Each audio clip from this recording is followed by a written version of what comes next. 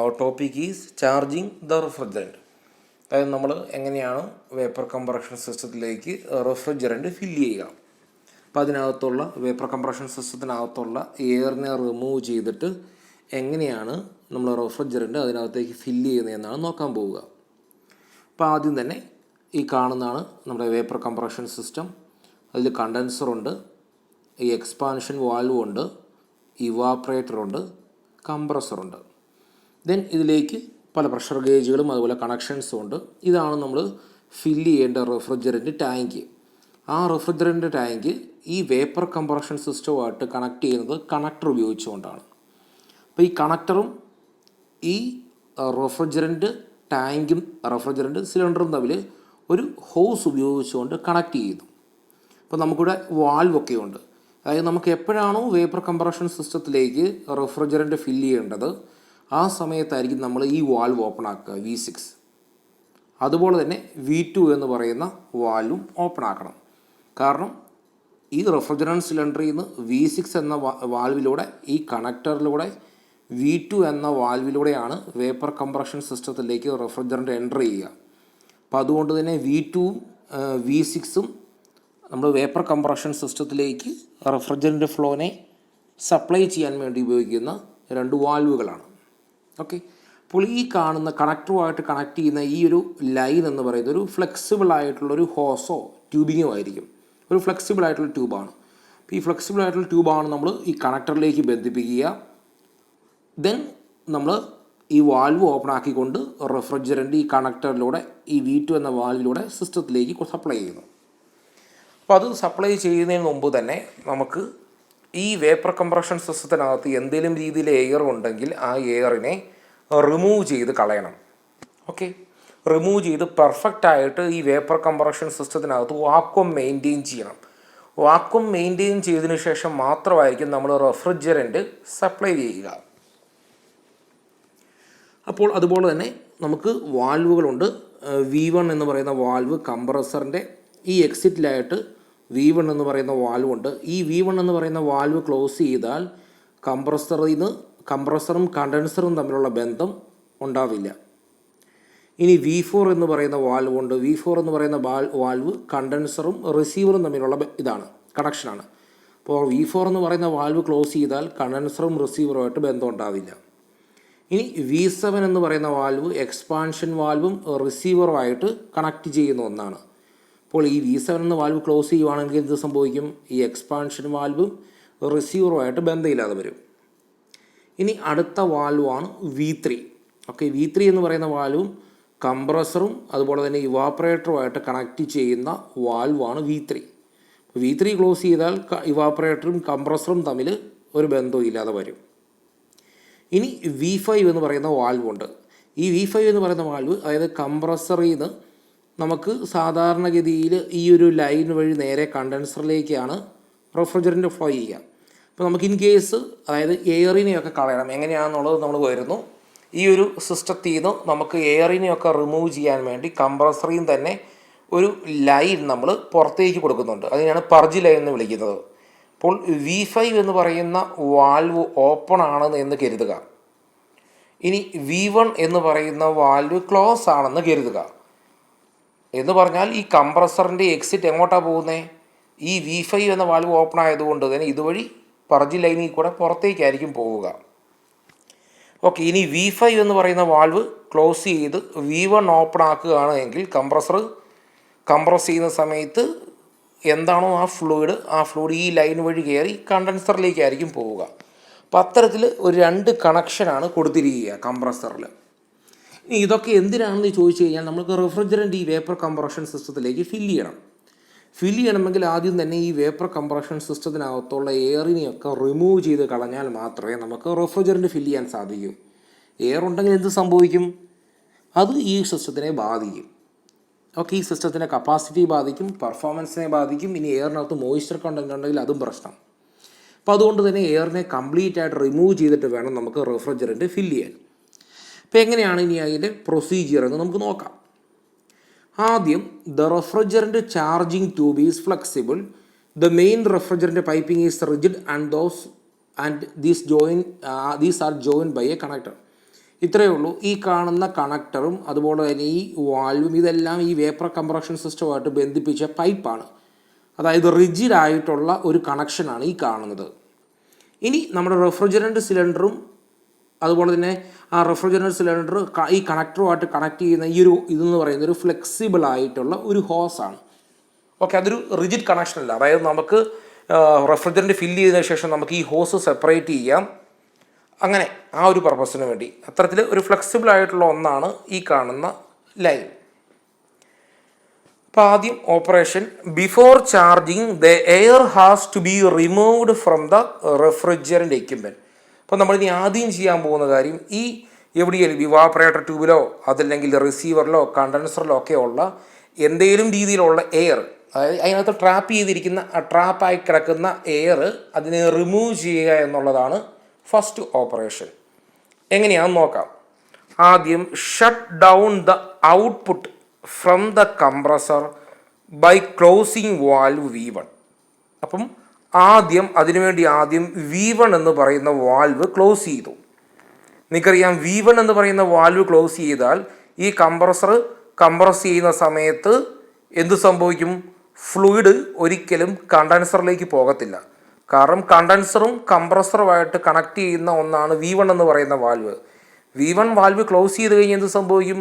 കംപ്രസറും കണ്ടൻസറും തമ്മിൽ ബന്ധമില്ല.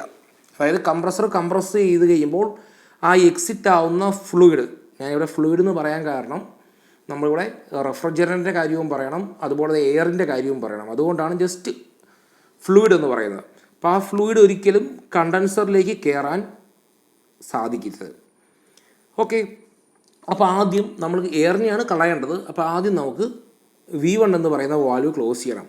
V1 എന്ന് പറയുന്ന വാൽവ് ക്ലോസ് ചെയ്തില്ലെങ്കിൽ ഇത് സംഭവിക്കും? ഈ കംപ്രസർ വർക്ക് ചെയ്യുന്ന സമയത്ത് ഈ ഒരു സിസ്റ്റത്തിനകത്തുള്ള എയർ എഗെയിൻ കണ്ടൻസറിലേക്ക് പോകും. അത് പാടില്ല. അപ്പോൾ അതുകൊണ്ട് V1 ആദ്യം ക്ലോസ് ചെയ്തു. ഇനി അടുത്ത എന്താണ്? Close the refrigerant inlet valve V2.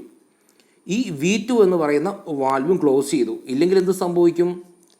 അതായത് നമുക്ക് ഈ ഒരു സിസ്റ്റത്തിനകത്ത് ട്രാപ്പായി കിടക്കുന്ന എയർ ഈ V2 എന്ന് പറയുന്ന വാൽവ് വഴി ഇതിലേക്കൂടെയൊക്കെ പോയി ഇതിനകത്തൊക്കെ വേണമെങ്കിൽ ട്രാപ്പായി കിടക്കാം.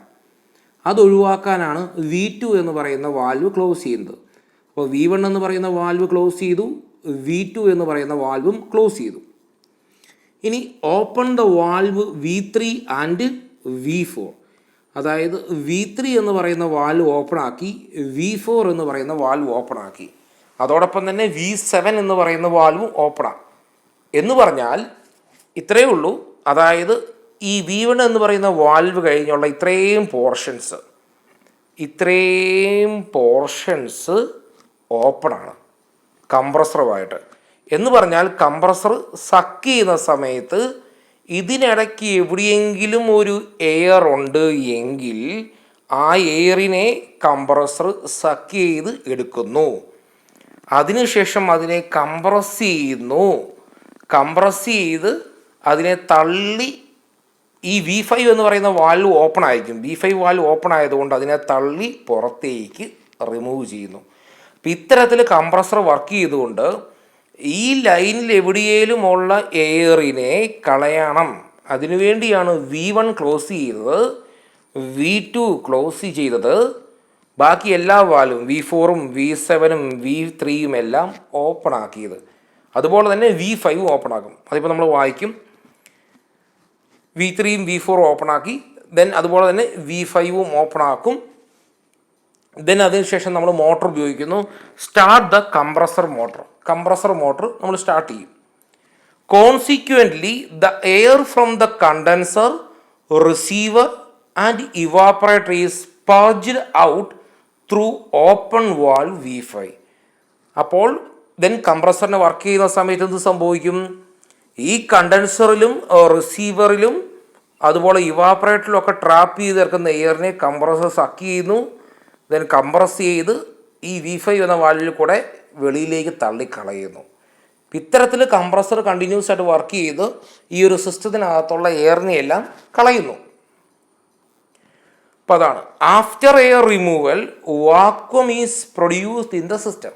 അപ്പോൾ എയർ എല്ലാം റിമൂവ് ചെയ്ത് കളഞ്ഞാൽ പിന്നെ ഈ ഒരു വേപ്പർ കംപ്രഷൻ സിസ്റ്റത്തിനകത്ത് വാക്വമായിരിക്കും ഉണ്ടാകുക.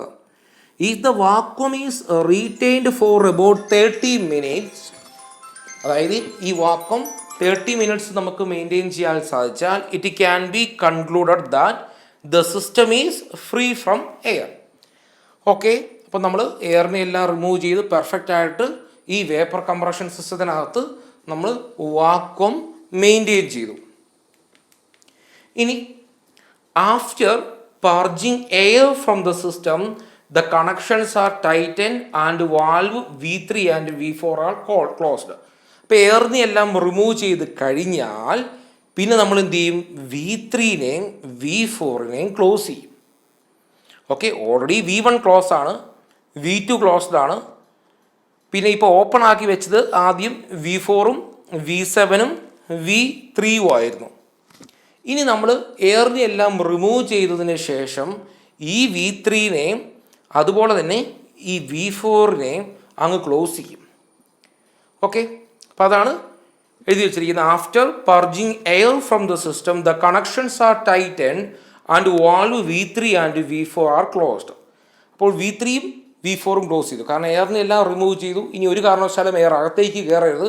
അപ്പോൾ ആ രീതിയിൽ V3യും അതുപോലെ തന്നെ V4 എല്ലാം ക്ലോസ് ചെയ്തു. ഇനി നമ്മൾ അടുത്ത ലക്ഷ്യം എന്ന് പറഞ്ഞാൽ റെഫ്രിജറൻറ്റ് ഫില്ല് ചെയ്യാൻ പോവുക. ദെൻ അടുത്തത് നമ്മൾ റെഫ്രിജറൻറ്റ് ഫില്ല് ചെയ്യാൻ പോകുന്നു. Open the cylinder valve V6 and the compressor suction valve V2. നമ്മളിനി ചെയ്യുന്ന കാര്യം ഈ V6 എന്ന് പറയുന്ന വാൽവ് ഓപ്പൺ ആക്കും, V2 എന്ന് പറയുന്ന വാൽവ് ഓപ്പൺ ആക്കും. ഓക്കെ, അപ്പോൾ ഇത് സംഭവിക്കും, റെഫ്രിജറൻറ്റ് ഇതുവഴി ഇങ്ങനെ ഈ ഒരു സിസ്റ്റത്തിനകത്തേക്ക് കയറി വരും. എങ്ങനെ കയറി വരും? Stop the compressor motor when sufficient quantity of refrigerant has entered the system. അപ്പോൾ നമ്മൾ V6ഉം V2 ഓപ്പൺ ആക്കി. അതോടൊപ്പം തന്നെ നിങ്ങൾ ശ്രദ്ധിക്കേണ്ട കാര്യം, ഈ സമയത്ത് V1 ക്ലോസാണ്, V3യും ക്ലോസാണ്. അപ്പോൾ ഈ എൻട്രി ചെയ്യുന്ന റെഫ്രിജറൻറ്റ് നേരെ കംപ്രസറിലേക്കാക്കും പോവുക. അപ്പോൾ കംപ്രസർ നമ്മൾ ഓപ്പറേറ്റ് ചെയ്തുകൊണ്ട് ഈ റെഫ്രിജറൻറ്റ് സിലിണ്ടറിനുള്ള റെഫ്രിജറൻറ്റ് നമ്മൾ സക്ക് ചെയ്ത് വേപ്പർ കംപ്രഷൻ സിസ്റ്റത്തിലേക്ക് കംപ്രസർ എത്തിക്കുന്നു. അങ്ങനെ സഫിഷ്യൻ്റ് രീതിയിൽ ആയി കഴിയുമ്പോൾ കംപ്രസർ മോട്ടർ നമ്മൾ സ്റ്റോപ്പ് ചെയ്യുന്നു, അല്ലെങ്കിൽ കംപ്രസറിനെ സ്റ്റോപ്പ് ചെയ്യുന്നു. ദെൻ അതിനുശേഷം close the valve V2 and V6. അതിനുശേഷം നമ്മൾ റെഫ്രിജറൻ്റൊക്കെ ആവശ്യത്തിനുള്ളത് കംപ്രസറിൽ എത്തിക്കഴിയുമ്പോൾ V2 എന്ന് പറയുന്ന വാൽവും V6 എന്ന് പറയുന്ന വാൽവും ക്ലോസ് ചെയ്യുന്നു. Close the valves V2 and V6. That will disconnect the charge cylinder from the system. Then the quantity of refrigerant charged in the system is observed by noting the difference in weight of the refrigerant cylinder. ഇത്തരത്തിൽ നമുക്ക് ആവശ്യമുള്ള റെഫ്രിജറൻറ്റിനെ ആ vapour compression സിസ്റ്റത്തിലേക്ക് എത്തിക്കാം. അപ്പോൾ നമുക്ക് എത്ര amount എത്തിക്കണം എന്നുള്ളത് അത് നമ്മൾ ഡിസൈൻ ചെയ്ത് വെച്ചിട്ടുണ്ട്.